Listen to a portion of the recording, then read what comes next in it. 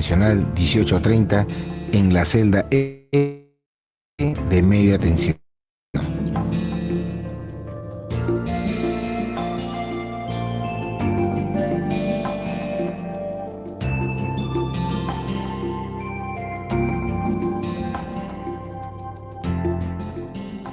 El 22 de septiembre del 2004 existía una programación para intervenir en el cambio de interruptor de pequeño volumen de aceite en la celda E de la subestación 1830.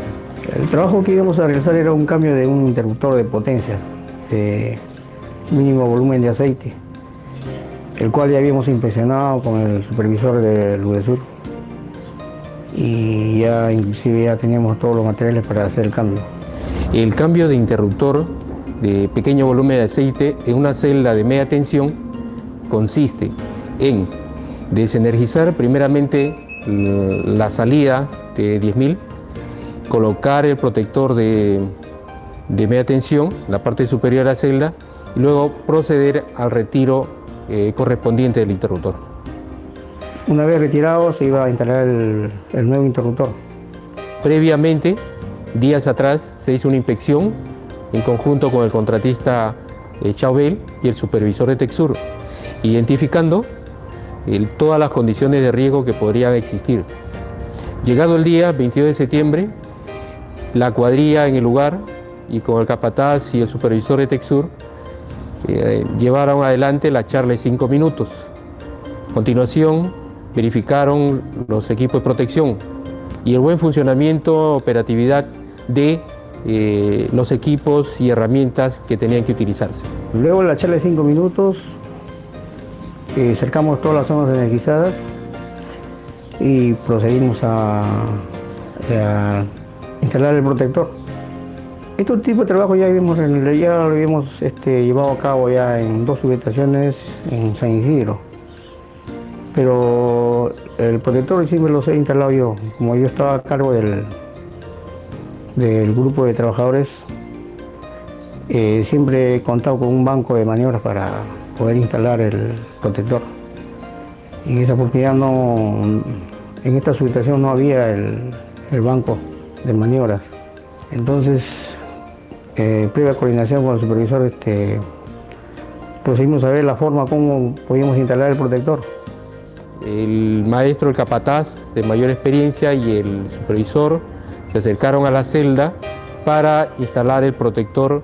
Y creímos conveniente yo subirme en la base del interruptor. Aproximó el protector hacia la parte superior de la celda y en vista de las limitaciones de altura se apoyó en la punta de los pies. El supervisor me ayudó con su mano para sostenerme. El protector usado en ese entonces tenía poco mayor longitud que la longitud de la celda, de manera que para introducirlo había que hacer un pequeño viraje y luego recién introducirlo, hacerle un empuje final. Por la manera incómoda que yo no tenía una fijación estable, procedí a instalar el protector entre las barras, pero no me percaté de que una de las cuchillas no había quedado completamente abajo, porque las cuchillas siempre están completamente hacia abajo. Una de las cuchillas se había quedado encima del protector. Es así como en el momento que hace ese pequeño viraje, coge la cuchilla que estaba semiabierta y le da un acercamiento hacia la barra energizada de la parte superior. Se energiza ese tramo del circuito y llega hasta el relé y el interruptor.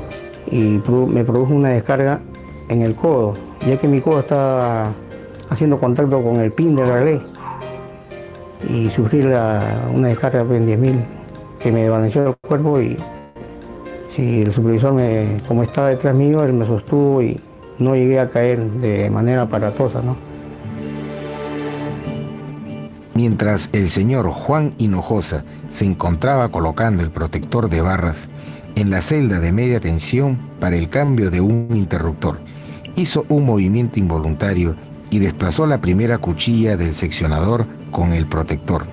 energizándose el interruptor por efecto de la inducción, lo que produjo una descarga eléctrica de 10 kilovoltios que le afectó el codo izquierdo y parte de los miembros inferiores. Y en ese momento me empezó a fallar la respiración. No llegué a desmayarme, pero yo sinceramente pensé que ¿cómo se llama? Era mi fin, ¿no? Estando de supervisión en la parte posterior del capataz, logra sostener ese cuerpo que se desvanecía y lo tiende al suelo lentamente, tratando en todo momento de que el accidentado mantenga la conciencia. Porque no sentía en mi cuerpo, no podía respirar y se me estaba oscureciendo la mente, no. Yo ya pensé que era el fin. Le repite varias veces su nombre, le verifica los signos vitales, cardiovascular, respiratorio. Lo único que alcanza a decir el accidentado es que se siente bien, que sabe que está presente ahí y que tiene un ligero adormecimiento en su cuerpo. Poco a poco empecé a respirar. Luego mi cuerpo también ya volvió todo normal porque yo no sentía nada en mi cuerpo. Gradualmente va superando ese estado emocional, físico, y el supervisor trata de calmarle, hasta que paulatinamente llega a tener conciencia total de su cuerpo. Luego que me pasó todo este proceso, recién me vino los ardores, la consecuencia de la descarga. Primero me dolió el codo, luego las dos piernas. Se le trata de calmar anímicamente y se procede con el personal participante de la cuadrilla a tratar de que se ponga en pie. Inclusive yo me paré por mis propios medios. Salí caminando con el supervisor hacia la camioneta para que me trasladen al hospital más cercano. Cuando yo estaba regresando había una camioneta afuera de Luz del Sur. Yo dije que habrá regresado, ¿no? Para que seguramente algo ha olvidado. Pero después mi cuñado me alcanzó hasta arriba, me dice, ¿sabes qué? Ha habido accidente. Y de ahí me dijo, Juan se ha accidentado, me dice el David. Para eso mi chiquita estaba escuchando afuera, ella dijo, empezó a llorar, peor, ¿no? Lo alarmó todo. Y me dice, yo también me puse mal. Ya cuando hemos llegado al hospital Boto Bernales, ya no podía caminar porque ya me dolía demasiado las piernas, ambas piernas, porque la descarga sigue en ambas piernas. En dicho hospital lo atendieron por emergencia, fue visto por los cirujanos de turno, le hicieron la evaluación respectiva, le pidieron un electrocardiograma, enzimas cardíacas y la curación respectiva. Luego que me atendieron ahí, ya se hicieron presentes los ingenieros, el doctor de Texur, mi familia, y me trasladaron a la clínica internacional. Aproximadamente a las 5:30 de la tarde se acordó llevarlo a la clínica internacional, donde se encontraba el doctor Garcés, que es un cirujano plástico, jefe de servicio de quemados del Hospital Baiza. Nosotros lo recibimos el 22 de enero del 2004 con lesiones por quemaduras de segundo y tercer grado, 25%, en miembro superior izquierdo, miembro inferior derecho, miembro inferior izquierdo. El paciente se le hospitaliza y se le inicia tratamiento con soluciones hidroelectrolíticas, con antibióticos, con analgésicos, con antiulcerosos, con vacunación antitetánica, etcétera, etcétera. Se le lleva a sala de operaciones en varias oportunidades. Se le realiza curaciones como limpiezas quirúrgicas y se le coloca seno injertos a base de piel de cerdo liofilizada. En cada curación se le cambian estos senos injertos, que son cubiertas transitorias. Luego que se tiene preparada la zona a injertar, se realiza injertos de piel utilizando el dermatomo eléctrico de tipo Payet. Me hicieron injertos y bueno, menos mal que he podido recuperarme, ¿no?, de este percance que pudo haberme costado la vida. Aunque todavía tengo un poco una secuela en la rodilla, que es consecuencia de la descarga. Y durante el tratamiento ambulatorio, el paciente presenta dolor intenso a nivel de la rodilla izquierda, justo donde hay una zona en que hay exposición ósea por la quemadura eléctrica, que el injerto es la parte en que no se ha adherido y en donde se piensa hacer un colgajo para cubrir esa zona donde hay exposición ósea. El trabajador evolucionó favorablemente. Como secuela tuvo un dolor en rodilla izquierda que fue visto por el doctor Vera, traumatólogo, quien después de tomar una resonancia magnética decidió operarlo de meniscos.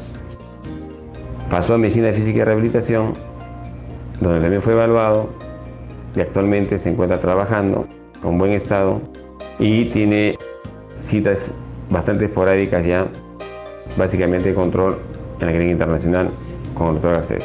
Este paciente se encuentra en control.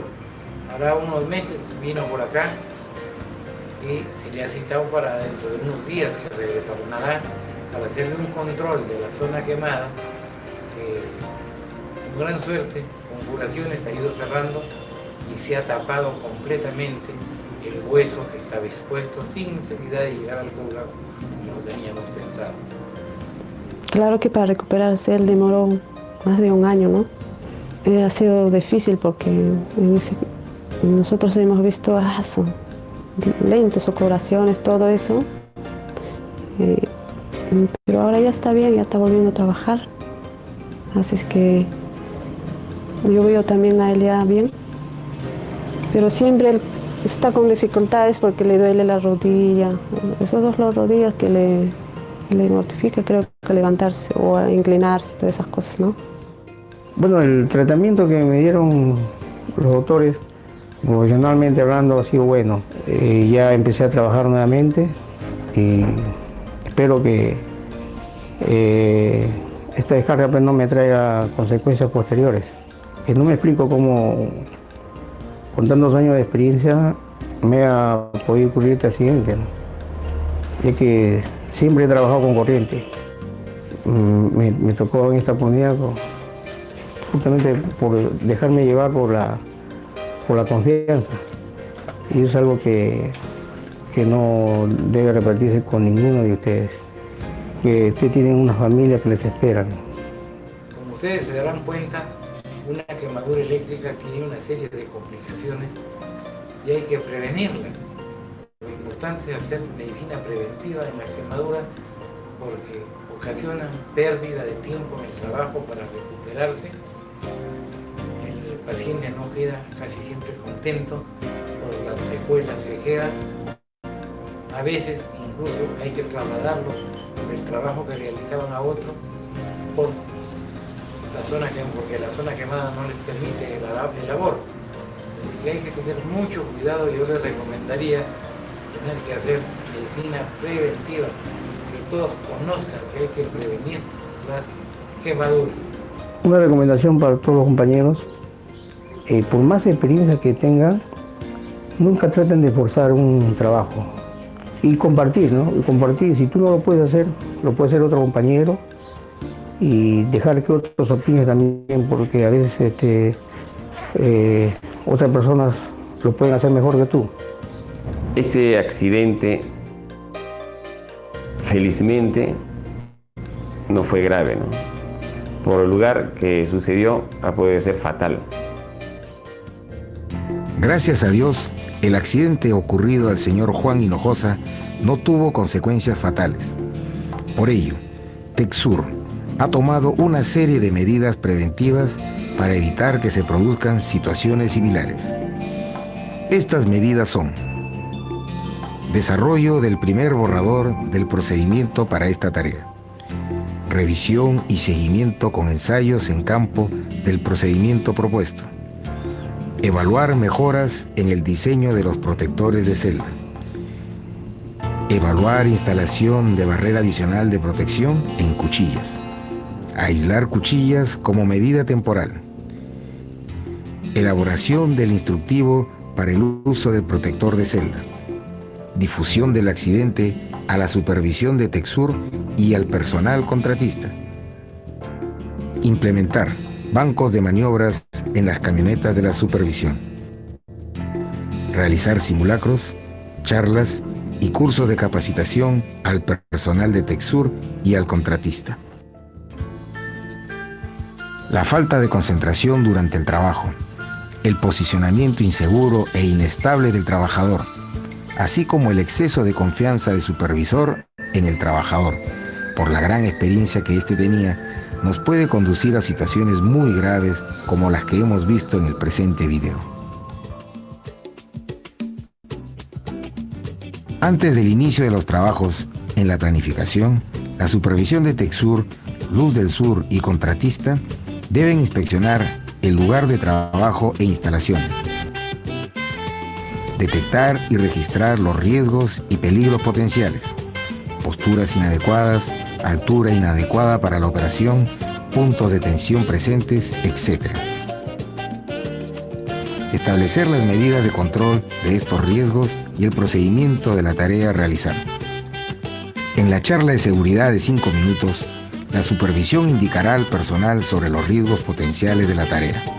Se verificará que las personas que realicen el trabajo sean las idóneas, cuenten con sus equipos de protección, mameluco antiflama y acreditación, y estén motivadas para adoptar una actitud correcta para el trabajo. La supervisión, al observar cómo se realiza el trabajo, debe establecer medidas que minimicen o eliminen los riesgos o peligros de posibles accidentes, así como prohibir o paralizar los trabajos cuando advierta peligro inminente de accidentes o siniestros. No hay trabajo tan importante ni emergencia tan grande que impida tener tiempo para realizar un trabajo con seguridad. Muy bien. ¿Alguien quiere opinar? Mauricio Larte. Fabricio. ¿Cuáles son las condiciones y los actos inseguros o subestándares que ha cometido el señor? ¿Alguien quiere opinar voluntariamente? Bueno, por lo que he visto, he entrado un poco tarde, pero él tuvo un accidente por no prever. O sea, por lo que vi, que no tenía los implementos seguros, ¿no? Y la descarga va al cuerpo. Ya. Muy bien. ¿Alguien más cita Londra?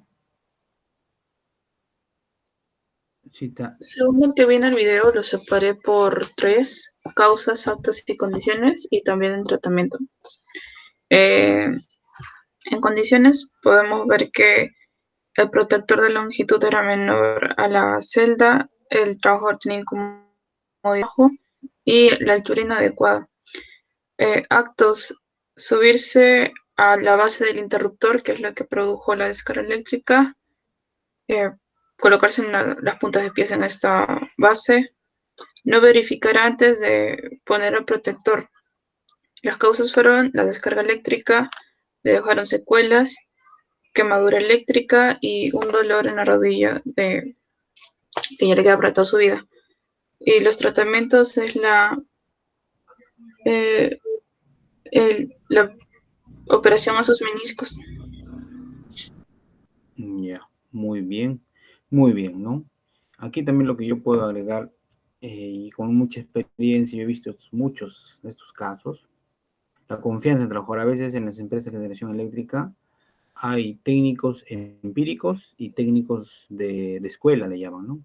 Los técnicos empíricos son la gente que ha entrado hace muchos años, pero que no ha estudiado, y ya con el tiempo agarró experiencia, ¿no? Pero no tiene el conocimiento de lo que es la electricidad, ¿no? Cómo funciona.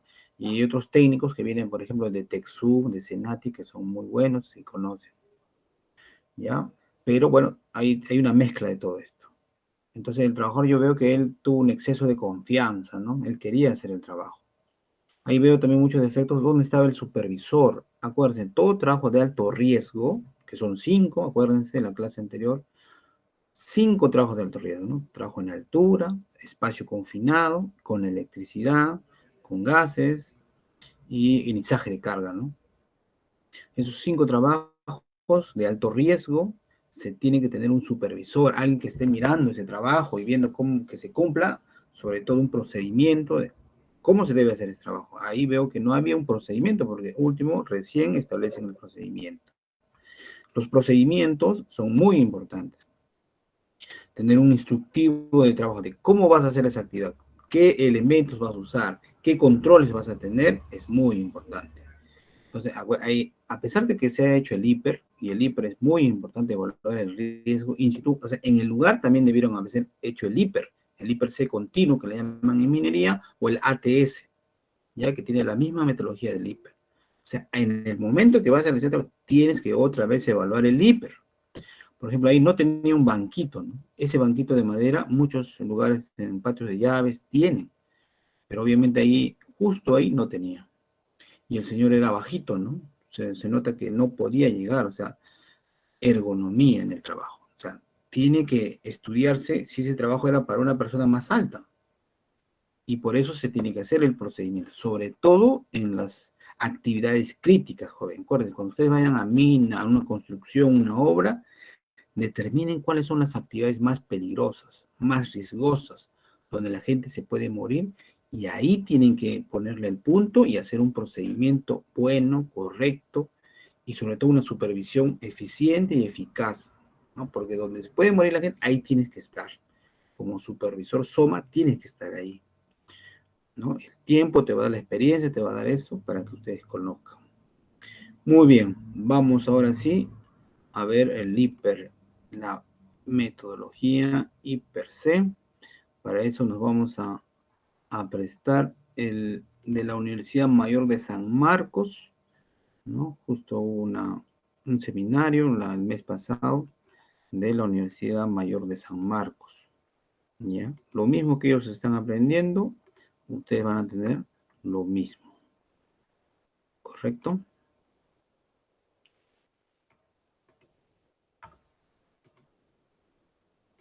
Ya, se ve, ¿verdad? ¿Se ve, jóvenes? Mauricio. Sí, sí, sí se ve, ingeniero. Ya. Este es de la Universidad de San Marcos, es lo ultimito Se ve, ingeniero. IPER, lo ultimito. Entonces, es una metodología. El IPER es una metodología, ¿ya? La especialista que lo hizo es la señora ingeniera Melissa Cárdenas Escandón. Pero antes, en la ley, en el reglamento de la ley dice, en el artículo 57 de la Ley de Seguridad y Salud del Trabajo, el empleador actualiza la evaluación de riesgo una vez al año como mínimo. O sea, como mínimo, tiene que estar revisado el IPER, ¿ya? La evaluación de riesgos. Firmado y documentado, lo tienes que tener. Artículo 32 del reglamento de la Ley de Seguridad y Salud del Trabajo establece que el empleador debe exhibir el IPER en un lugar visible dentro del centro de trabajo. O sea, debes pegarlo, debes imprimirlo a color y grande, ¿no? Un tamaño grande, y pegarlo en el lugar, en tu empresa. Por ejemplo, en la universidad, en la municipalidad, en el lugar de trabajo. Tienes que imprimir y actualizar una vez al año. Artículo 82 del reglamento, que dice, el empleador debe identificar los peligros y evaluar los riesgos para la seguridad y salud de los trabajadores en forma periódica. Ya siempre tienes que evaluar. También dice el artículo 50, medidas de prevención facultadas al empleador, derechos y obligaciones del empleador, gestionar los riesgos, ¿no? Sin excepción, eliminándolos en su origen y aplicando un sistema de control a aquellos que no puedan eliminarse. No sé si alguien se acuerda de la pirámide de controles. Lo primero que se tiene que hacer con un peligro es eliminar, luego sustituir, luego viene la ingeniería, luego viene lo que es administrativo, y lo último es el EPP. Lo último es el EPP. Primero hay que pensar en eliminar el peligro, sustituirlo, hacer ingeniería, y lo último es ponerle ya el casco, zapatos de seguridad, guantes, etc. Luego, el diseño de los puestos de trabajo, ambientes de trabajo, selección de equipos y métodos de trabajo. La empresa, jóvenes, yo he visto muchos casos, muchas empresas Cuando entra un nuevo trabajador, le dicen, ya, tú eres mecánico, ¿no? Ya, anda al área de mecánica, ahí te van a decir lo que tienes que hacer. No, ahora la ley dice que cuando ingresa un trabajador mecánico, eléctrico, electrónico, la empresa tiene que capacitarlo, tiene que decirle cuál es su función, darle su MOF, su ROF, dónde va a trabajar, en qué ambiente, o sea, darle todo con documento. Y es lo que tiene que hacer un trabajador. Muchas veces, la empresa a veces contrata a un técnico mecánico y lo hace hacer de todo, ¿no? Es electricista, chofer, conductor, hasta cocinero puede ser. No, cada quien tiene su función. No le puedes decir a un mecánico que sea cocinero, no, él tiene su función, él tiene su contrato y se tiene que respetar. Eliminar las situaciones y agentes peligrosos en el centro de trabajo o con ocasión del mismo, y si no fuera posible, sustituirlas por otras que entrañen menor peligro, ¿no? Eliminar las situaciones y agentes peligrosos es lo más recomendable. Integrar los planes y programas de prevención de riesgos laborales a los nuevos conocimientos de la ciencia, tecnología. Claro, siempre hay que estar en la vanguardia, ¿no? Del avance en la ciencia y la tecnología. Mantener políticas de protección colectiva e individual. Eso es muy importante. Las políticas que deben darse a través del gobernador regional, el alcalde, el gerente, el dueño de la empresa, ¿no? Y esto es muy importante. Capacitar y entrenar, esto es muy importante para que no sucedan, jóvenes, los accidentes. Este video se lo voy a pasar, es capaciten a sus trabajadores, los que van a hacer SOMA, capaciten, ¿no? Con los... Hay que recordar también, no sé si alguien se acuerda, en McDonald's murieron 2 jóvenes, ¿no? Por una condición insegura. ¿Qué era esa condición? De que este equipo, ese refrigerador, este equipo de cocina, estaba fallando, ¿no? Y con ellos tuvieron que lavar el piso, la cocina, y se electrocutaron. Murieron 2 jóvenes de 18 años, ¿no? Pero el problema no es eso. El problema es que no se sanciona, ¿no? Se tiene que sancionar, jóvenes. Y ustedes como supervisores SOMA deben saber, porque si no se sanciona a los dueños, que son los responsables, esto va a seguir ocurriendo, ¿no? Nunca va a parar. Los dueños tienen que saber que es importante las medidas preventivas. Y si no conocen, contraten a un supervisor SOMA para que les asesore, para que les ayude, ¿no? Ellos, por ahorrarse un pequeño sueldo de 2.000, 3.000 soles, no quieren contratar a un supervisor SOMA para que les haga todo este análisis de peligros y riesgos en este lugar de trabajo. Y en lugar de eso prefieren que se mueran 2 trabajadores. Por eso la SUNAFIL tiene que presionar bastante a las empresas. Se tiene que sancionar. Si no se sanciona, esto va a quedar igual. Entonces, aquí tenemos los requisitos mínimos para la elaboración y actualización del IPRC, ¿no? Las actividades rutinarias y no rutinarias, esto hay que colocarlo, ¿no? Tienes que, cuando vas a evaluar el IPER, que es por puesto de trabajo, vuelvo a repetir, por puesto de trabajo, o sea, cada puesto de trabajo, si es puesto de mecánico, puesto de electricista, cocinero, conductor, cada puesto de trabajo se evalúa. Ahora, si la actividad es rutinaria, no rutinaria, tienes que colocarlo en el formato IPR. Las condiciones de trabajo existentes, previstas, también se tienen que evaluar, así como la posibilidad de que el trabajador lo que ocupe sea especialmente sensible a determinados factores de riesgo. Identificar los peligros y evaluar los riesgos existentes o posibles en materia de seguridad y salud y que guarden relación con el medio ambiente. Incluir las medidas de protección a los trabajadores, las trabajadoras, en situación de discapacidad también, ¿no? Ahora hay bastantes trabajadores que están con discapacidad. Tienes que evaluar su puesto de trabajo. Realizar la evaluación de factores de riesgo para la procreación. Las mujeres que están en edad fértil, ¿no? En el trabajo tienes que evaluarles, ¿no? Dónde se van a exponer al peligro o al riesgo. El enfoque de género y protección de los trabajadores y los adolescentes, según lo establecido en los artículos 64, 65, 66, 67 de la ley.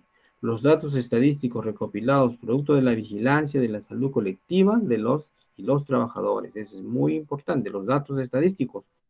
¿Ya? O sea, que a ver, ¿qué trabajador está enfermo? Si tú sabes que un trabajador sufre de diabetes, está gordito, no lo vas a mandar a subir una escalera de 3 metros, ¿correcto? Por eso necesitas saber, ¿ya? Si un trabajador gordito que sabes que está y se accidenta, eso va a ser culpa de la empresa, ¿no? Porque en el examen médico o en la investigación vas a decir, oiga, usted sabía, ese trabajador no podía hacer ese trabajo y lo manda usted. Es más, te pueden acusar de homicidio homicidio culposo, ¿no? Porque tú sabías que él no podía hacer ciertas actividades, ¿ya? Entonces tú tienes que tomar información de los datos estadísticos recopilados producto de la vigilancia de la salud, ¿no? De nuestro médico ocupacional. Los resultados de las investigaciones de los accidentes. Tienes que revisar todas las investigaciones de accidentes que ha habido en esa empresa, ¿ya? Los resultados de evaluación de factores de riesgo físicos, químicos, biológicos, económicos. Tienes que conocer. Y con toda esta información tienes que hacer tu hiper. ¿Y qué es el hiper? El hiper es el proceso mediante el cual se identifican los peligros en el lugar de trabajo y se evalúan los riesgos que estos pueden generar para finalmente establecer mecanismos de control para prevenir y minimizar los riesgos al máximo. Todo trabajador debe conocer los riesgos a los que se expone. Ya, jóvenes, siempre todo trabajador debe conocer y sobre todo debes probar que le has dado ese conocimiento. ¿Ya? El peligro es una situación característica intrínseca de algo capaz de ocasionar daños a las personas, equipos, procesos y peligro, ¿no?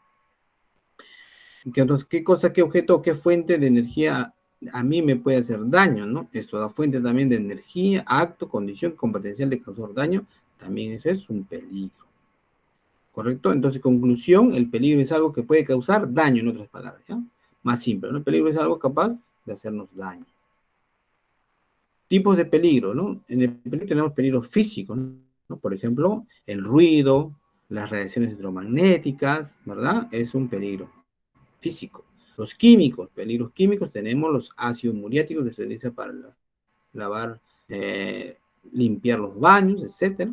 El peligro biológico, luego vamos a ver con bastante, ¿no? Tenemos ahorita un peligro biológico bastante fuerte, se llama el SARS-CoV-2, es el virus, ¿verdad? Que da la enfermedad del COVID-19, ¿no? Mucha gente está muriendo, también trabajadores. Otro factor también que ha aumentado ahora en los trabajadores es el factor psicosocial, jóvenes. En la última evaluación que se hizo de estadística psicosocial, los trabajadores tienen miedo de contagiarse, tienen miedo de morir, ¿no? Es un factor psicosocial bastante alto que se está presentando ahora en las empresas. No quieren ir a trabajar, ¿no? Yo hago teletrabajo, yo no voy a la empresa, pero hay a veces empresas que necesitan que los trabajadores vayan, ¿no? ¿Correcto? Ya vamos a hablar de los factores psicosociales. Luego los eléctricos, ¿no?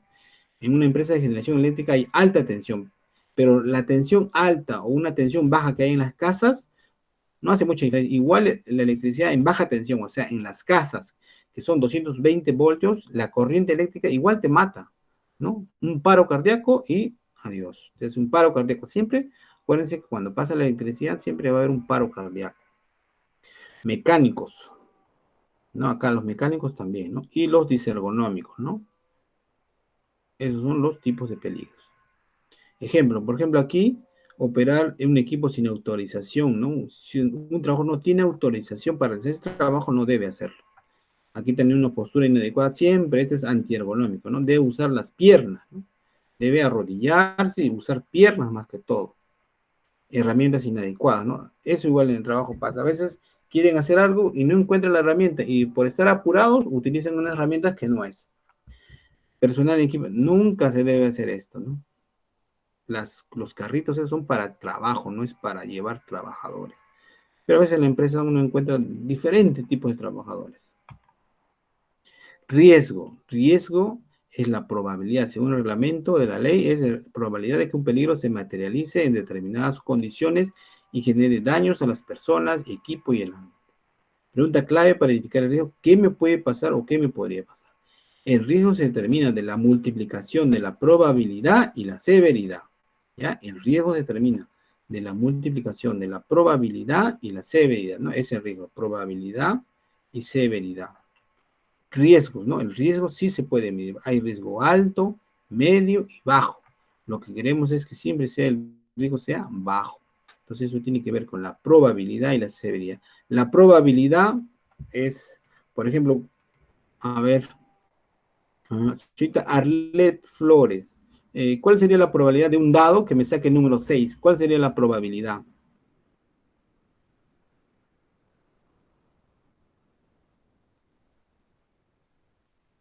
Señorita Arlet, ¿no está? Fabricio Escobar. Sí, ingeniero. Un dado, imagínate un dado, ¿ya? ¿Cuál sería la probabilidad de que me salga el 6? Quiero que salga el 6. Dependiendo de la condición que lo lance el dado. A ver, alguien. Anthony, Alondra, Henry. ¿Cuál sería la probabilidad de que me salga 6? 6. 1 entre 6, ¿no? 1 entre 6 sería la probabilidad porque tiene 6 caras el dado. Ya, ahora otro ejemplo. A ver, ¿cuál es la probabilidad si hay la tinca, hay 1.000.000 de tickets y yo compro un solo ticket? ¿Cuál es la probabilidad de que yo me saque la tinca? Es 1 entre 1.000.000, pues. Ah, ahí está, muy bien. Es un solo ticket, 1 entre 1.000.000. Y si compro 100.000, 100.000 entre 1.000.000, ¿no? Va a aumentar. Y si compro 1.000.000, entonces la probabilidad es 1, porque si me lo saco sí o sí. Entonces la probabilidad va aumentando, ¿cierto? Ya, muy bien. Entonces la probabilidad va aumentando. Y la severidad. La severidad por ejemplo, imagínense que yo mando un trabajo, le digo, anda a la torre que tiene 10 metros de alto y cámbiame el foco, por ejemplo, ¿no? La luz. O otro trabajo lo envío a mi casa nomás y cámbiame el foco de mi casa. ¿Cuál es más severo? ¿El que va a ir al de 10 metros o a mi casa?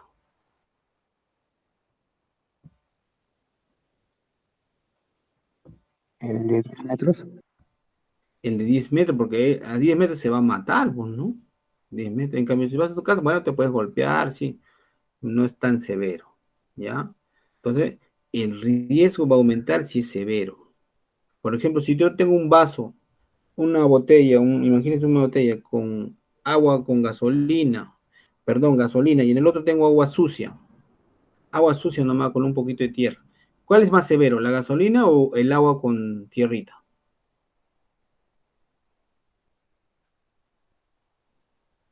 Bueno, el peligro es el riesgo es que lo tomemos, ¿no? ¿Cuál sería más severo? ¿La gasolina o el agua con un poquito de tierra? La gasolina. Claro, ¿no? La gasolina es más severo, por lo tanto el riesgo aumenta, porque si tomo gasolina me puedo morir, ¿no? En cambio, si tomo agua con un poco de tierra, bueno, me puede dar un dolor de estómago, ¿no? Una fiebre, pero no me puede matar, ¿no? La gasolina es más severo, ¿no? Por eso, cuando uno va a evaluar el riesgo, va a depender de la probabilidad y la severidad. Otro ejemplo, yo iba todos los días en la mañana, no todos los días, a ver, un ejemplo, para ir a Candarave, imagínense pasar por la laguna de Ricote y irse a Candarave. Si yo lo hago una vez al año y lo hago una vez a la semana, ¿cuál tiene más probabilidad de que me accidente? ¿Que un trabajador lo haga una vez al año o que lo haga un trabajador una vez a la semana? ¿Quién tiene más probabilidad de accidentarse, chocarse con el carro, volcarse? El que va una vez a la semana. Claro, ¿no? Porque va más veces, hace más veces esa actividad peligrosa, por lo tanto la probabilidad es mayor. En cambio, si hago una vez al año, no pasa nada, ¿no? Es lo mismo que cuando uno va al banco, ¿no? O va al mercado, ¿no? Y hay un riesgo de contagiarse Una del vez a la virus, semana. ¿no? Entonces, mientras más veces hagas esa actividad de riesgo, existe más probabilidad de que te contagies del virus. ¿Ya? Eso lo vamos a ver más luego.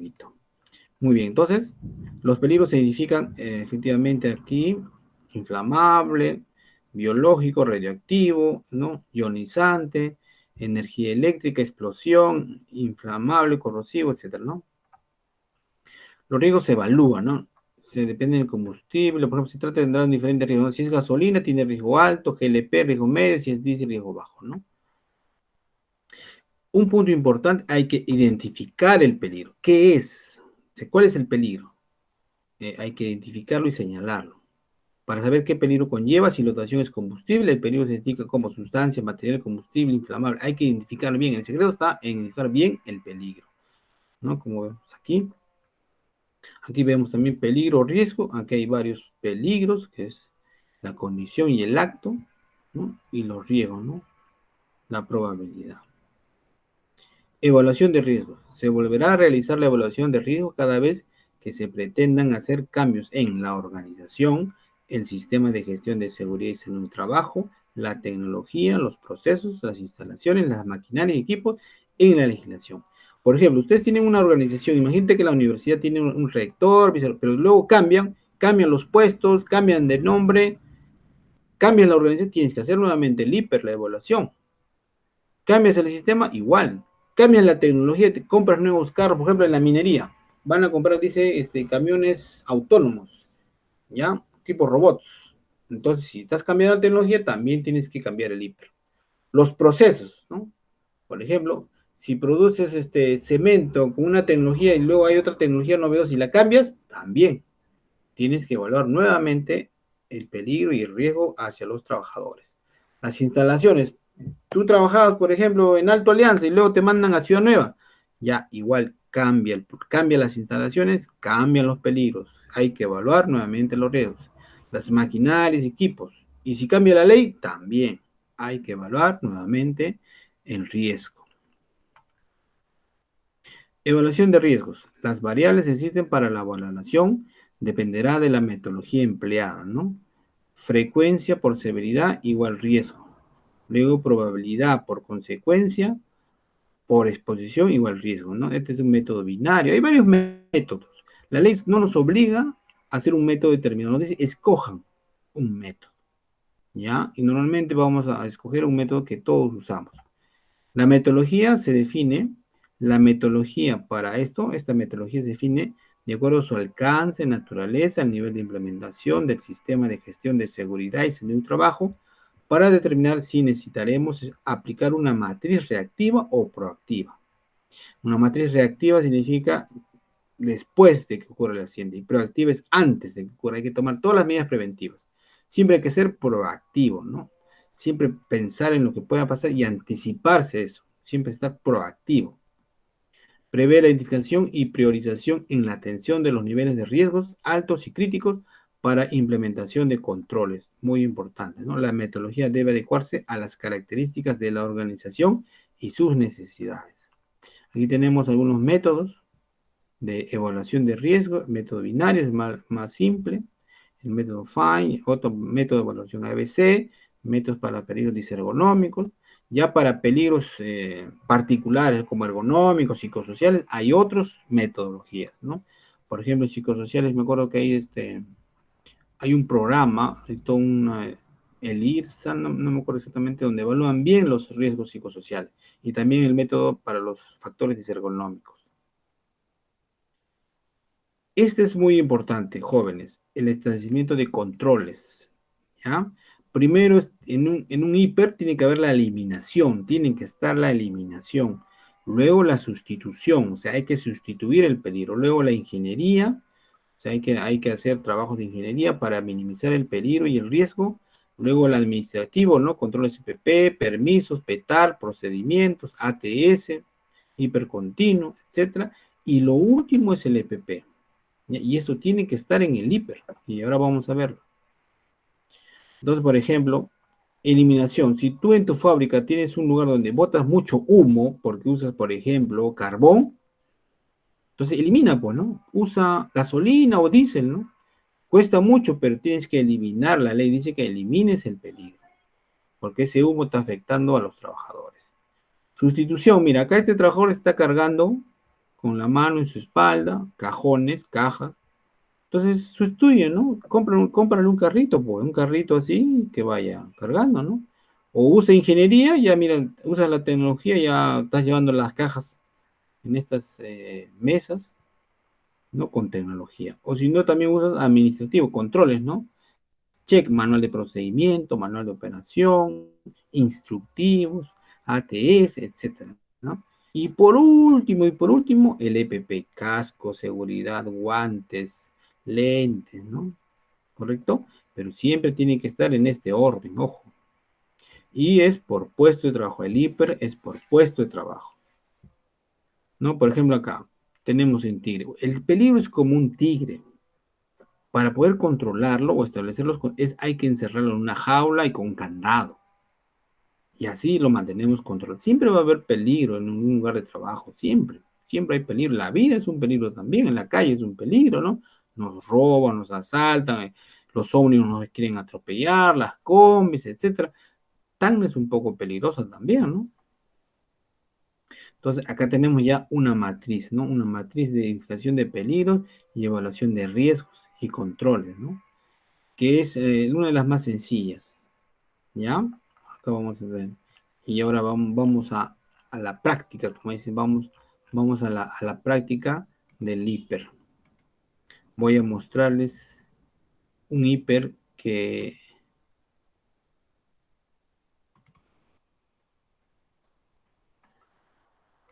tiene la metodología que está de acuerdo a normativa. En la normativa, no, como digo, no te obliga a hacer una metodología.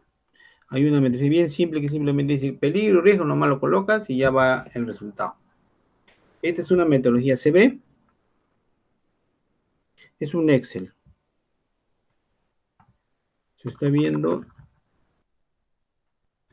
Sí se ve el Excel, ingeniero. Ya, miren. Habíamos dicho, mira, este es un hiper. Va a reducir un poquito. Por puesto de trabajo, acuérdense. Siempre yo digo, no, repito, por puesto de trabajo.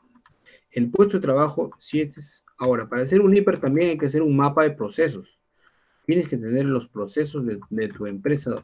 En este caso es de la generación de energía eléctrica a través de una central hidroeléctrica, ¿no? Entonces, los procesos, ¿no? Desde que se toma el agua en una laguna hasta que pase por la casa de máquinas, luego genera energía eléctrica, luego se le hace mantenimiento, etcétera, ¿no? Tienes que conocer el proceso. ¿Ya? Entonces, el puesto de trabajo yo lo he puesto, por ejemplo, ¿no? En EGESUR, en la empresa de generación eléctrica, operador y técnico de mantenimiento. Y la pregunta es, profesor, ¿y por qué le pone operador y técnico de mantenimiento? Porque lo que pasa es que en EGESUR los operadores hacen de todo. ¿Ya? El operador y técnico de mantenimiento no se respeta de que este es solamente técnico, no. Todos son operadores, a veces son de mantenimiento, a veces salen de vacaciones, tienes que reemplazarlo, entonces son de todo ellos. ¿Ya? No hay que, no, que este es solamente técnico, no. Todos hacen de todo, por lo tanto, si hacen de todo, entonces yo tienen que poner a ellos, su puesto de trabajo es todo, pues, ¿no? Entonces, o es mantenimiento, todos hacen lo mismo, hasta conductores son. O sea, cualquiera puede ser conductor también, chofer. También entonces se evalúa el peligro. ¿Ya? Área, sección, actividad. ¿Cuál es el peligro? Actividades de limpieza y mantenimiento. Riesgo asociado, caída a distinto nivel. Descripción de la consecuencia, muerte, ¿no? Por ahogamiento, enrolamiento, ¿no? Cerco perimétricos. Ahora, acá está ya la metodología. ¿Cómo evalúa el riesgo? Personas. ¿Ya? ¿Cuántas personas trabajan, por ejemplo? Si trabajan pocas personas, el riesgo es bajo. Si en esa actividad de riesgo van más de 3 o más de 4, esto va a aumentar. ¿Ya?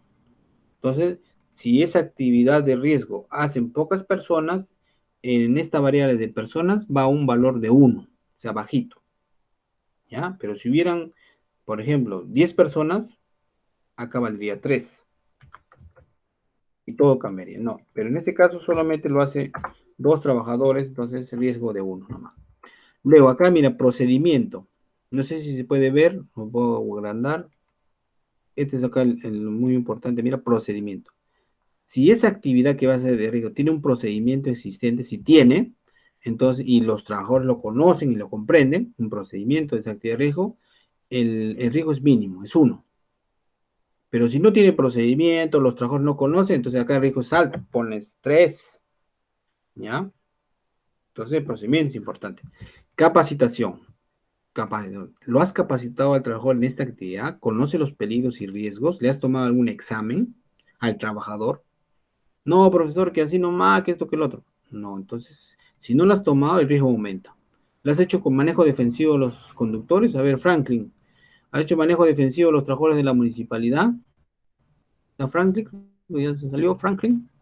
Jonathan, ahí te capacitan.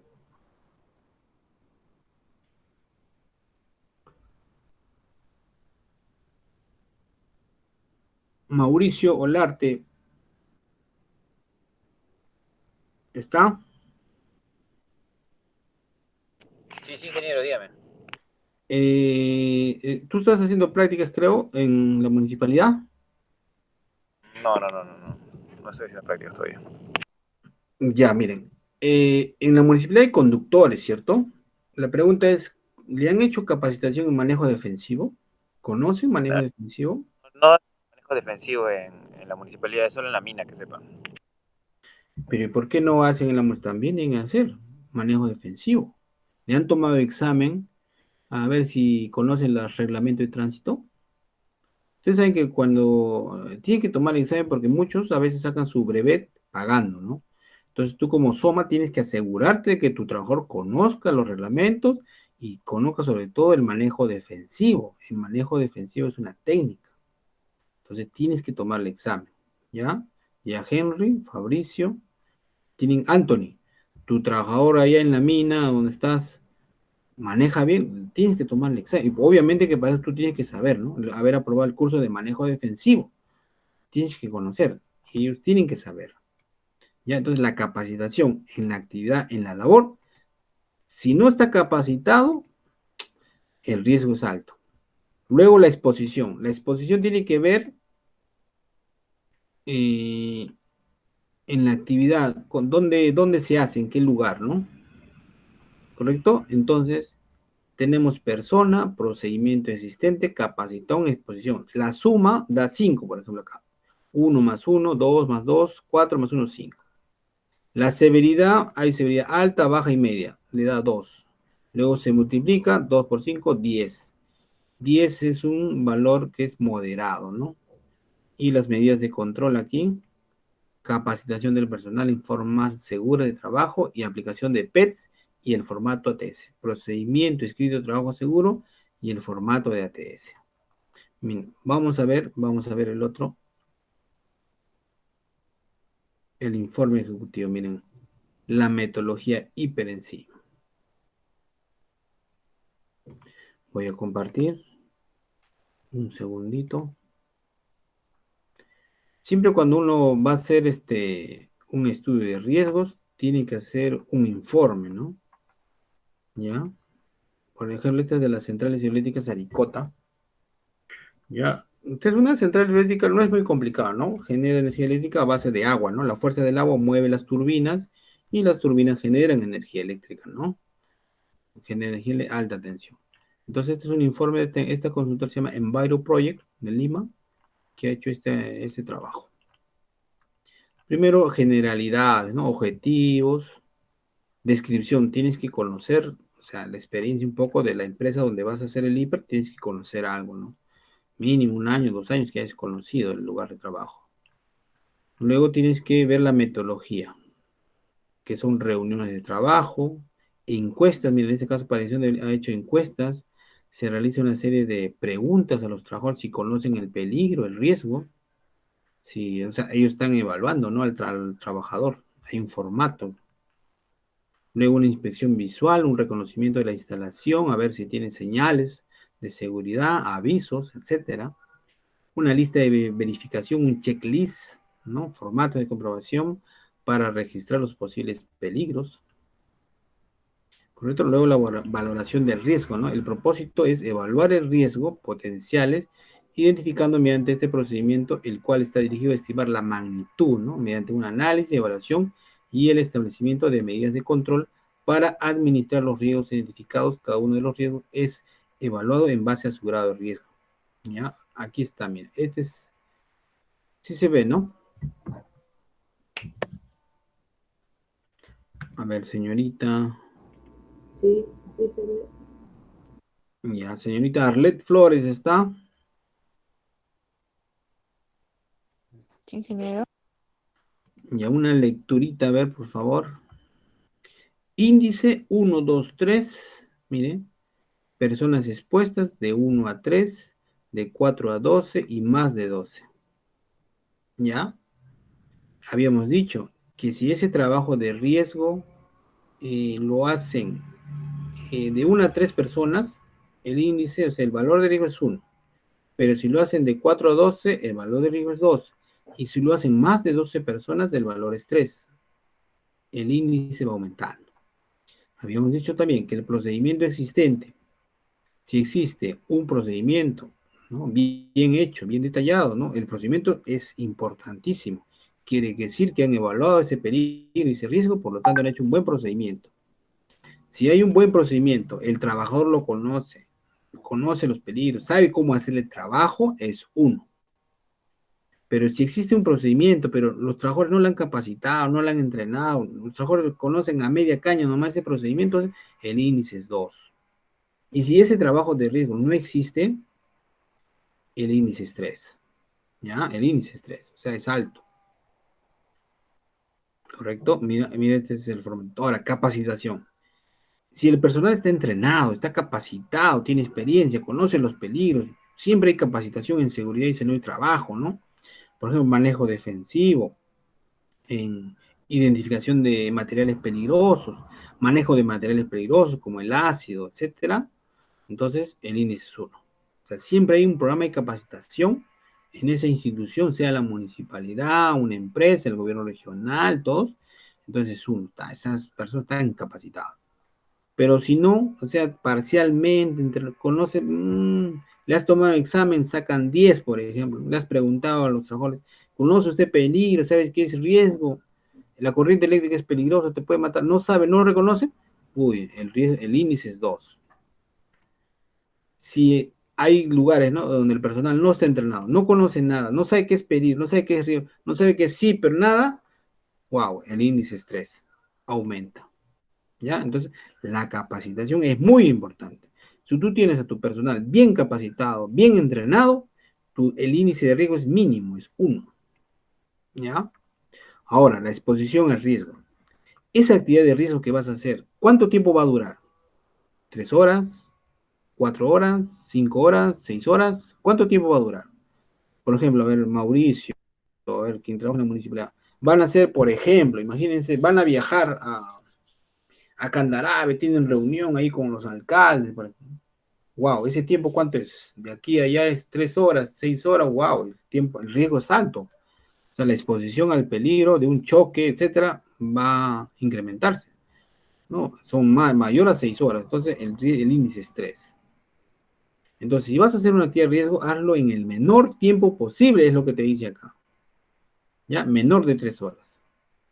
Ahora, esa actividad también lo haces todos los días. Por ejemplo, los trabajadores de limpieza hacen una actividad de limpieza todos los días. Entonces es alto riesgo, ¿no? Todos los días tienen que hacer, no. Tienen que hacer, pero si lo hago una vez al mes, esporádico, ya baja el riesgo. ¿Correcto? Entonces, la exposición, ¿cuánto tiempo te expones al riesgo? Por ejemplo, al grifo. ¿Qué? ¿Todo el día estás en el grifo? Jonathan, ¿o ya no estás creado en el grifo? Jonathan, Mauricio Olarte, estás en, no, ¿quién está? Franklin, ¿no? Franklin es el que está en Trabajo y sí llenamos ese cuadro de hiperse. Ya, entonces miren, cuando alguien le diga, ingeniero Soma, usted tiene que bajarme ese riesgo. Ah, ya, ingeniero, no se preocupe. ¿Cómo lo bajas? Mira, haciendo procedimiento, haciendo capacitación, o que los trabajadores se pongan en el menor tiempo posible a esa actividad de riesgo. Soldar, por ejemplo. Soldar, cambiar ventanas, a veces en la municipalidad, pinte, hay que pintar, dicen, no, ya, trabajadores, uy, ¿cuántos van a trabajar? ¿Están capacitados? Muchos trabajadores cuando pintan, limpian ventanas, se caen, ¿no? ¿Por qué? Porque no saben qué es peligro, no, el riesgo, no están capacitados, no tienen conciencia. Varias veces. ¿Ya? Entonces, ahora, la severidad. La severidad, miren, valoración de la severidad. 1, o sea, cuando no pasa nada, si te caes, si ese riesgo, ese peligro te acontece, te atrapa, es 1, ¿no? No hay, solo un pequeño golpe de repente. Va aumentando si 2 ya, si te puede dejar cojo, o te puede un poco golpear el brazo, o el ojo puedes perder, ya no, ya, es 2. Va aumentando ya. Pero si ese peligro de riesgo, como el trabajo en electricidad, soldadura, te puede quemar, etcétera, en un grifo, etcétera, bueno, mira, la lesión es grave, es irreversible, muerte. No, va aumentando es 3. ¿Correcto? Va aumentando es 3. Entonces, esta es la metodología, ¿no? Para evaluar el peligro y el riesgo. Muy importante. Ahora, eso se lo voy a dar, se los voy a enviar a su correo. No, todo este estudio que han hecho, las encuestas son muy importantes. Acá los señores han hecho encuestas, han hecho preguntas, ¿no? Mira, por ejemplo, es una pregunta muy interesante. Mira, ¿en qué medida consideras que dichos factores del entorno suponen un riesgo para tu salud? A veces los trabajadores no saben que el ruido, por ejemplo, en este caso el ruido, representa un peligro y un riesgo para los trabajadores, para su salud. No saben, ¿no? Entonces, ¿qué significa? Que no están capacitados. Entonces, uno ya va tomando. Si un trabajador no está capacitado, el riesgo de accidentarse aumenta. Ya, jóvenes. Entonces, este estudio yo se lo voy a llegar. Por ejemplo, acá, mire. Acá hay un canal de captación de agua, ¿no? Ya es en el campo. ¿Cuáles son los peligros? Actividades de limpieza o mantenimiento, fenómenos naturales. Ese es el peligro, ¿no? Es una condición y son actos. Actos y condición son un peligro. ¿Cuál es el riesgo? Caída de distinto nivel, huaicos de aislamiento. Claro, acá trabajando te puedes caer al canal, ¿no? Consecuencia, muerte por ahogamiento, sí, está lleno de agua, daño estructural, etcétera, ¿no? Ese es canal de captación. Acá otra vez otra descarga de agua, igualmente, ¿no? Peligro, actividades de limpieza. Acá, mira, no todo está, tiene estas barandas que separan, acá está abierto y puede entrar gente. Falta avisos de peligro, te puedes ahogar acá, ¿sí? Se puede ahogar. Entonces, claramente, ¿no? Ahí igual acá en un reservorio de resguardación te puedes caer y te ahogas también. Fácilmente, igual también aquí. Acá en las escaleras, bueno, te puedes caer. Este es un generador. ¿Cuál es acá hay ruido. Ya, el ruido, entonces, si estás mucho tiempo aquí, puedes perder la audición, ¿no? Hipoacusia le llaman. Más generadores. Acá hay una pieza en movimiento. Partes móviles generador, ¿no? Riesgo de atrapamiento de contacto. Acá tiene que haber barreras, ¿no? Que impiden que alguien pase. Acá hay una grúa, puente grúa que le llaman, un puente grúa. Entonces, izaje y traslado de carga. Acá se carga y se traslada carga con estos ganchos. Entonces puede haber golpeado por cargas en movimiento, aplastamiento por cargas, consecuencia, traumatismo y contusión. Pero inclusive acá te puede matar, ¿no? Porque se cargan grandes cosas. Un aceite, parte de transformador eléctrico, radiación electromagnética. Acá hay baterías, cables, tiene que estar todo bien ordenadito. Acá, mira, acá está el peligro, ruido.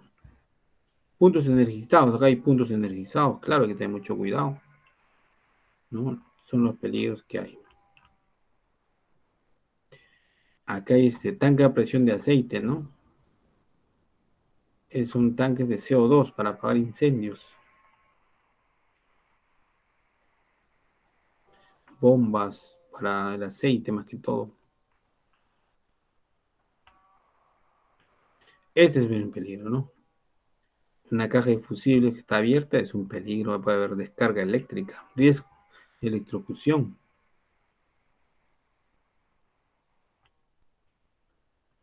¿No? Muy bien, todo esto se los voy a pasar para que ustedes tengan. Ahora vamos a entrar a un punto muy importante, el SARS-CoV-2. ¿Qué es el SARS-CoV-2? El virus en sí, ¿no? Vamos a evaluar. ¿Y ya por qué? Porque en el trabajo ya el SARS-2 es muy importante en lo que es el SARS-CoV-2. ¿Y qué es el SARS-CoV-2? ¿Es lo mismo COVID? A ver, señorita, a ver, joven. Fabricio, ¿decir COVID-19 y SARS-CoV-2 es lo mismo? Fabricio, Sí, ¿decir SARS-CoV-2 y COVID-19 es lo mismo? sí, es el mismo término, no, o sea, es lo mismo con diferentes términos. Ya. Henry, atención, ¿estás? Henry, William, atención. Cita Leticia, ¿será lo mismo? SARS-CoV-2 y COVID-19. Sí, Ya, muy bien. Cita Arlet Flores. Cita Arlet. Anthony Necochea, puedes escribirlo. COVID Mauricio. creo que debería ser la enfermedad, ingeniero. Y el nombre del virus vendría a ser SARS-CoV-2. Ya, muy bien. Ya está, muy bien. Entonces, ahora vamos a ver lo que es el virus. ¿Por qué? Porque está, en todas las empresas estamos evaluando el peligro y el riesgo del virus SARS-CoV-2 y la enfermedad es el COVID-19, ¿no? Entonces, ¿qué es el SARS-CoV-2? ¿Qué es el coronavirus? Los coronavirus son una extensa familia de virus que pueden causar, ¿no?, enfermedades tanto en animales como en humanos. El coronavirus, el nombre del virus, jóvenes, es SARS-CoV-2, que se ha descubierto más recientemente, causa la enfermedad por coronavirus llamado COVID-19. ¿Ya? El virus se llama SARS-CoV-2, ¿no? Síndrome de autodeficiente respiratorio, ¿no? Es lo que dice en inglés el SARS.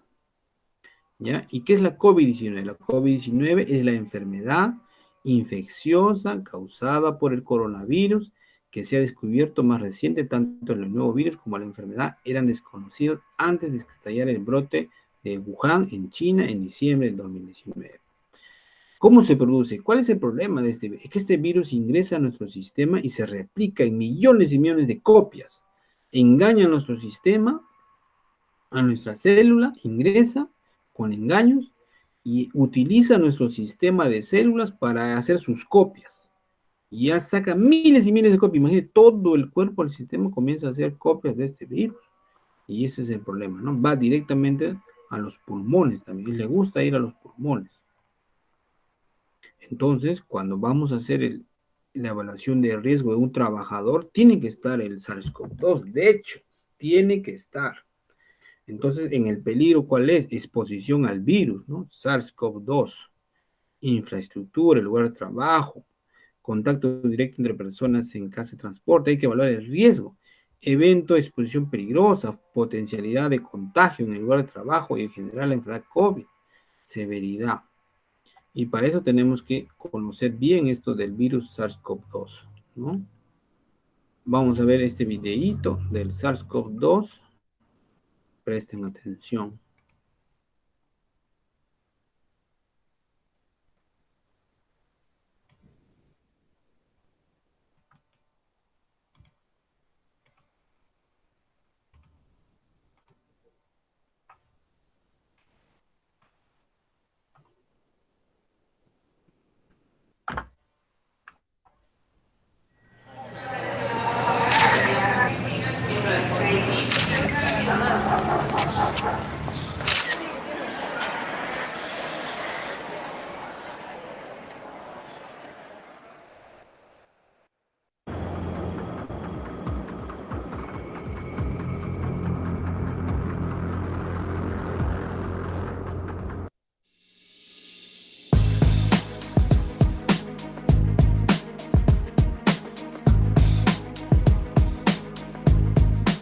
This is SARS-CoV-2. It belongs to the family of coronaviruses named for the crown-like spikes on their surfaces. SARS-CoV-2 can cause COVID-19, a contagious viral infection that attacks primarily your throat and lungs. What actually happens in your body when you contract the coronavirus? What exactly causes your body to develop pneumonia? And how would a vaccine work? The coronavirus must infect living cells in order to reproduce. Let's have a closer look. Inside the virus, genetic material contains the information to make more copies of itself. A protein shell provides a hard protective enclosure for the genetic material as the virus travels between the people it infects. An outer envelope allows the virus to infect cells by merging with the cell's outer membrane. Projecting from the envelope are spikes of protein molecules. Both a typical influenza virus and the new coronavirus use their spikes like a key to get inside a cell in your body, where it takes over the cell's internal machinery, repurposing it to build the components of new viruses. When an infected person talks, coughs, or sneezes, droplets carrying the virus may land in your mouth or nose and then move into your lungs. Once inside your body, the virus comes in contact with cells in your throat, nose, or lungs. One spike on the virus inserts into a receptor molecule on your healthy cell membrane like a key in a lock. This action allows the virus to get inside your cell. A typical flu virus would travel inside a sac made from your cell membrane to your cell's nucleus that houses all its genetic material. The coronavirus, on the other hand, doesn't need to enter the host cell nucleus. It can directly access parts of the host cell called ribosomes. Ribosomes use genetic information from the virus to make viral proteins, such as the spikes on the virus's surface. A packaging structure in your cell then carries the spikes in vesicles which merge with your cell's outer layer, the cell membrane. All the parts needed to create a new virus gather just beneath your cell's membrane. Then, a new virus begins to bud off from the cell's membrane. Now, with the virus spreading in your body, how can you develop pneumonia symptoms? For this, we'll have to look into your lungs. Each lung has separate sections called lobes. Normally, as you breathe, air moves freely through your trachea or windpipe, then through large tubes called bronchi, through smaller tubes called bronchioles, and finally into tiny sacs called alveoli. Your airways and alveoli are flexible and springy. When you breathe in, each air sac inflates like a small balloon. And when you exhale, the sacs deflate. Small blood vessels called capillaries surround your alveoli. Oxygen from the air you breathe passes into your capillaries, and then carbon dioxide from your body passes out of your capillaries into your alveoli so that your lungs can get rid of it when you exhale. Your airways catch most germs in the mucus that lines your trachea, bronchi, and bronchioles. In a healthy body, hair-like cilia lining the tubes constantly push the mucus and germs out of your airways, where you might expel them by coughing. Normally, cells of your immune system attack viruses and germs that make it past your mucus and cilia and enter your alveoli. However, if your immune system is weakened, like in the case of a coronavirus infection, the virus can overwhelm your immune cells, and your bronchioles and alveoli become inflamed as your immune system attacks the multiplying viruses. The inflammation can cause your alveoli to fill with fluid, making it difficult for your body to get the oxygen it needs. You could develop lobar pneumonia, where one lobe of your lungs is affected, or you could have bronchopneumonia that affects many areas of both lungs. Pneumonia may cause difficulty breathing, chest pain, coughing, fever and chills, confusion, headache, muscle pain, and fatigue.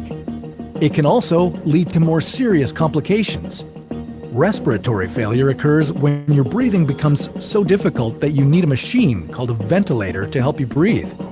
These are the machines that save lives and that medical device companies currently ramp up production for.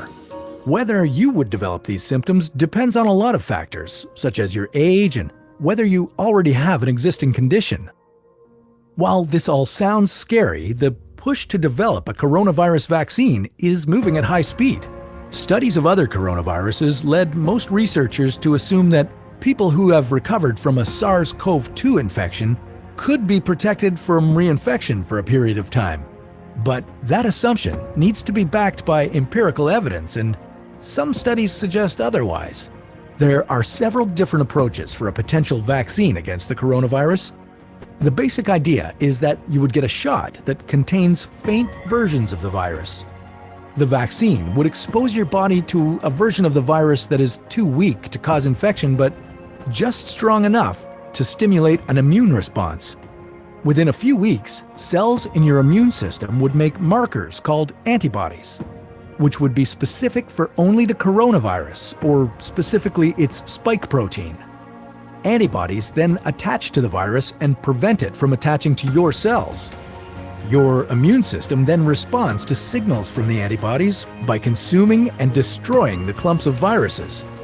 If you then catch the real virus at a later stage, your body would recognize it and destroy it. In other words, your immune system is now primed. Collecting evidence on whether this will be possible, safe, and effective is part of what's taking researchers so long to develop a vaccine. It's a race against time to develop a vaccine amid a pandemic. Each step in vaccine development usually takes months, if not years. An Ebola vaccine broke records by being ready in 5 years. The hope here is to develop one for the new coronavirus in a record-breaking 12 to 18 months.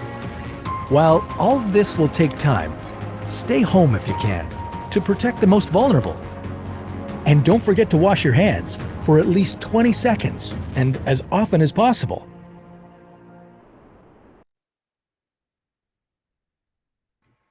Muy bien, entonces ahí hemos visto el virus SARS-CoV-2, ¿no? Cómo ingresa al sistema, sobre todo a las personas más vulnerables, ¿no? A los mayores de edad, 70 años, 60, 80 años, ¿no? En las estadísticas han fallecido más personas de esas edades. Por eso que la vacunación empieza con personas mayores de 80, 70 años, ¿no? Que está bien, ¿no? Que son los más vulnerables. Pero cuando uno va a hacer el hiper en el trabajo, tienes que evaluar también, el virus, ¿no? Entonces, para eso hay diferentes metodologías. Una metodología, una guía, que se les he pasado por el WhatsApp, es la OSHAS. Una OSHA, la OSHAS 3990 del 2020, que fue hecha, se está viendo, ¿no? En la pantalla, en los Estados Unidos, los United States de América, ¿correcto? Se ve, ¿verdad? Esto lo tienen ustedes. Es una guía, ¿ya? ¿Para qué? Para dar consejos, recomendaciones de cómo debes a tu trabajador para que no se infecte sobre el coronavirus, el SARS-CoV-2 o la enfermedad del COVID-19, ¿ya? Hay que hacer una introducción, ¿no? Acerca del COVID, buena información, sea exacta su información, ¿correcto? Y cómo debes tratarlo, el virus. Sobre todo cómo debes a los trabajadores, ¿no? Cómo recomienda a los trabajadores. Aquí hay un triangulito. Todo está en inglés, ¿no? Dice, la pirámide del riesgo de la ocupacional del COVID. Hay trabajadores que son muy altos, otros medios y otros son un riesgo bajo. Ya, entonces yo pregunto, ¿quiénes estarán en el riesgo alto? Señorita Alondra, ¿quiénes estarán en riesgo alto de contagiarse de COVID? ¿Qué trabajadores? ¿Qué tipo de trabajadores? Trabajadores que sean de edad avanzada y que cuenten con alguna enfermedad respiratoria. Ya, muy bien, señorita. Según este OSHA 3990 de los Estados Unidos, los trabajadores que más son alto expuestos, o sea, alto riesgo de contagiarse COVID, son los trabajadores médicos, ¿no? Los doctores, las enfermeras, los dentistas, los paramédicos, ¿no? Los técnicos en emergencia médica, ¿correcto? Que también deben tener procedimientos, ¿no? Para minimizar ese riesgo, ¿correcto? También los que trabajan, personal médico que trabaja en laboratorio, también, ¿no? Son de alto riesgo. Y mira, los que trabajan en la morgue también son los que hacen las autopsias.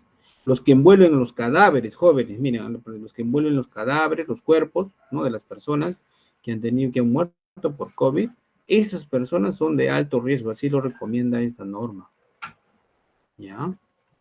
También exposición de alto, ya amarillo alto, están quienes, también los que hacen delivery, médicos que hacen trabajadores médicos de delivery, doctores también, enfermeras, ¿no? Pacientes, ¿correcto? Trabajadores que transportan, mira, que transportan, ¿no? Que transportan, o sea, los conductores de los médicos, las enfermeras, ¿ya? Y trabajadores mortuarios también los que envuelven, ¿no? Y preparan los muertitos, los difuntos, también son de alto riesgo según Y lo que son medios, bajos medios, ya bueno, son otros, ¿no? Trabajadores, por ejemplo, medios son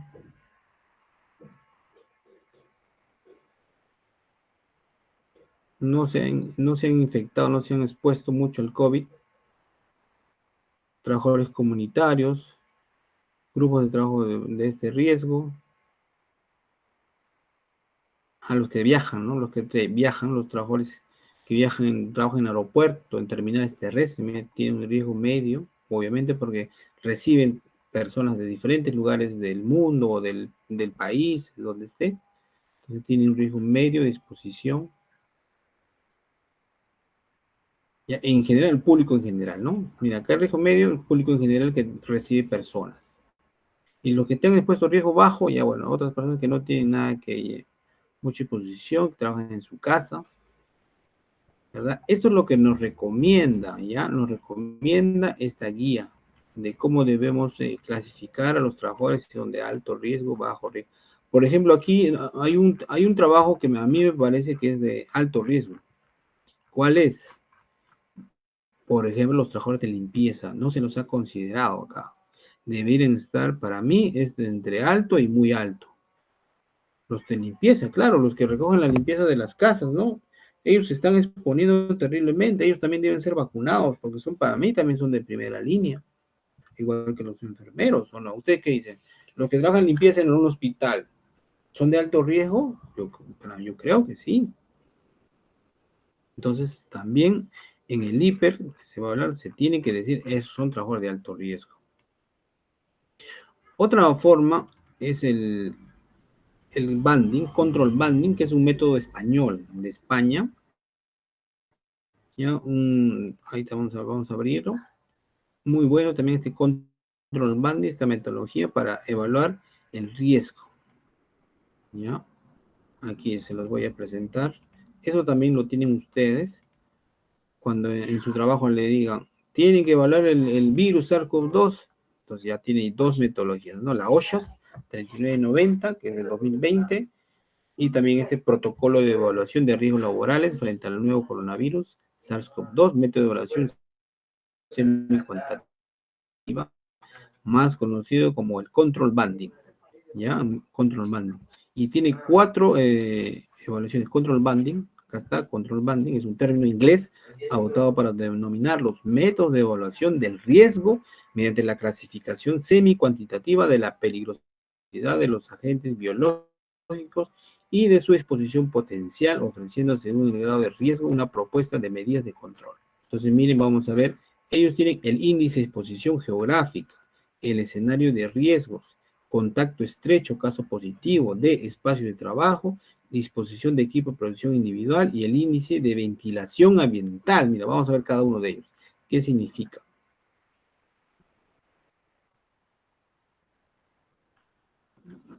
El índice de exposición geográfica, métodos de España, por ejemplo, si tú trabajas, por ejemplo, en Arequipa, y tú vienes de Lima o vienes de Tacna, entonces el jefe SOMA debe de ver de qué lugar viene, de una zona de mucho contagio, de bajo contagio, ¿no? Para ver, ¿no? Estamos evaluando el riesgo, jóvenes, estamos evaluando el riesgo.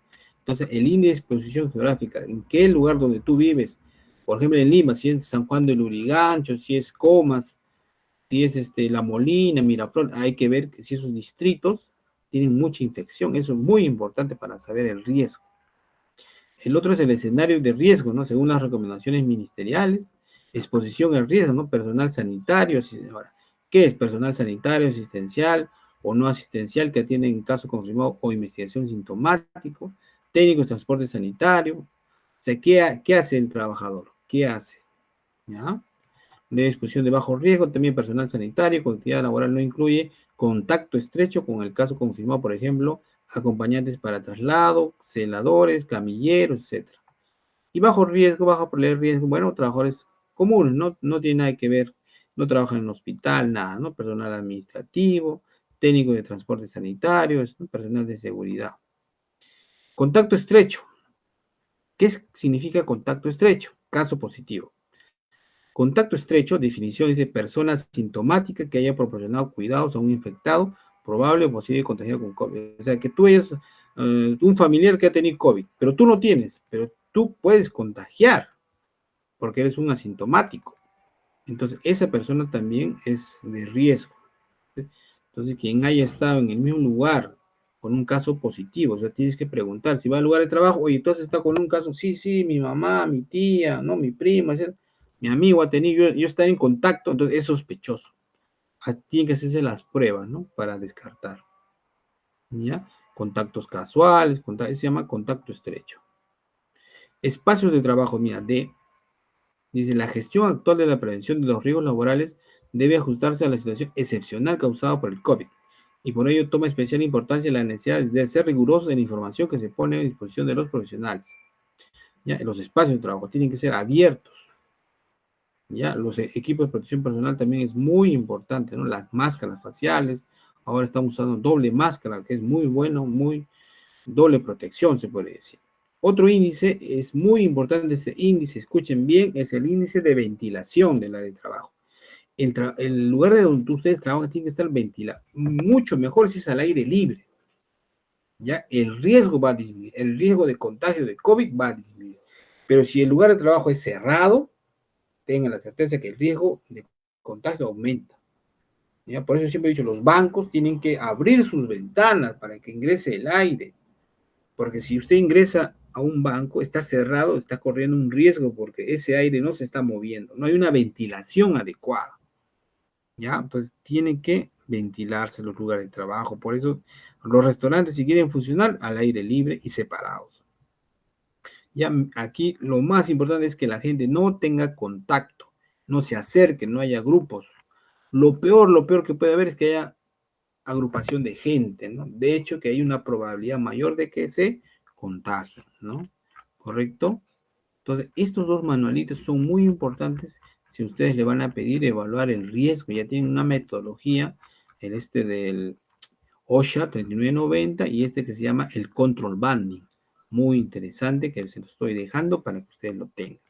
Entonces, y ahora vayamos al hiper de la San Marcos, lo que evaluó la señorita, acá evaluó ya el hiper modelo que van a tener que ustedes usar. Este modelito ya tiene ya, este modelito también, este está como dice, actualizado ya. Ustedes también lo van a usar, ya se los he pasado. También está por puesto de trabajo. Ya tiene todos los, el nivel de riesgo, todo, ¿no? Este modelito. ¿Se puede ver? Bueno, ya le falta poquito, vamos a ver. Sí, sí se ve, ingeniero. Ya, mira, este modelito van a usar para su hiper, está completito. Este es de la Universidad San Marcos, que me lo pasó en el curso que hice yo ahí de hiper, ¿no? El área de proceso, puesto de trabajo. Le hemos dicho, puesto de trabajo es muy importante, tiene que estar el puesto, las tareas del personal. Yo, como siempre digo, hagan el hiper como si el trabajador al que lo va a leer, de repente no ha ido al colegio. Háganlo a ese nivel, para que entienda bien. Es más, a veces en el trabajo hay personas pues, que no han ido al colegio. Hazlo con figuritas, con dibujos. Ahora los nuevos hiper, joven, los nuevos manuales de procedimientos son figuritas, son dibujitos. ¿Ya? Esa es una nueva metodología que se llama ludoprevención, que muchas minas están implementando dibujos, cómo forma hacerse un procedimiento con dibujos, fotos. Entonces miren acá, por ejemplo, el jefe de operaciones, ese es, a ver, vamos a ver, transporte de carga, es el proceso, transporte de carga, de terrestre, estiba, desestivo, almacenaje, instalación del cliente, una empresa ya en Lima. Entonces, vamos a evaluar al supervisor, por ejemplo. ¿Ya? Por puesto de trabajo. Jefe de operación, bueno, es jefe, ¿no? Tarea del personal es velar por la seguridad de los transportes. Mira, acá está el peligro, ¿no? Es rutinario, no rutinario. La actividad acá, todo esto es rutinario. R es rutinario, ¿no? Luego dice peligro, trabajo sentado, bueno, ergonómico es el tipo de peligro, riesgo, posturas prolongada, sentada, consecuencia, postura prolongada, sentado, requisito legal, tiene que estar siempre el requisito legal, y bueno, esto de acá es lo mismo que vamos a tener en el otro, índice de personas expuestas, procedimientos existentes, capacitación y la exposición al riesgo, ¿no? Y luego esto se suma, tenemos el valor 8, la severidad, bueno, no es muy severo, 2 por 8, 16, y este 16 da moderado, ¿no? Ya con fórmula, jóvenes, ya con fórmula. Entonces, si es moderado, no, el riesgo no es significativo, entonces no. Pero vamos a ver otro riesgo. Acá está, mira. Por ejemplo, uno que dé el virus. Acá está, mira. Así igual tienen que poner, este trabajador tiene contacto con trabajadores. Ojo, entonces hay una exposición al virus, bacterias, SARS-CoV-2, vías de ingreso, contacto, personas, objetos, ambiente. Trabajar sin usar EPP adecuado según el nivel de riesgo. No realizar prácticas de higiene, lavado de manos, desinfección y autocuidado. No opción de aislamiento y o reporte de signo. Entonces, es rutinario y un riesgo biológico, ¿no? El peligro es biológico, ¿correcto? El peligro es biológico. ¿Qué te puede pasar? El COVID, ¿no? Te puedes contagiar de COVID-19, ¿ya? ¿Y qué infección, no? Respiratoria aguda, el IRA, desde leve a grave, ¿no? No sabemos si va a ser grave, pero existe ese riesgo. Entonces tienes que tomar todas las medidas preventivas. Es intolerable. Capacitación, reuniones, ¿no? Sin mantener el distanciamiento social, el uso de EPPs. Entonces, ¿qué más? Mira, acá si ven, está eliminación del peligro, sustitución, ingeniería, administrativo, y lo último es el EPP.